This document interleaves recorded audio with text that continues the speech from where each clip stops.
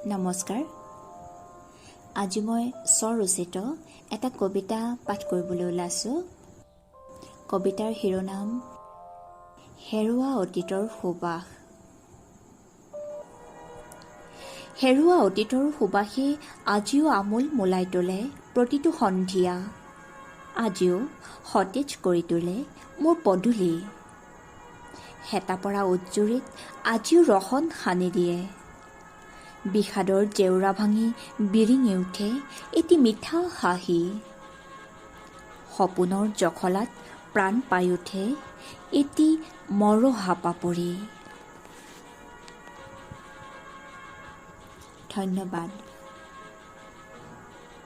যদি ভাল লাগিছে তেতিয়াহ'লে লাইক, শ্বেয়াৰ আৰু ছাবস্ক্ৰাইব কৰিবলৈ নাপাহৰিব।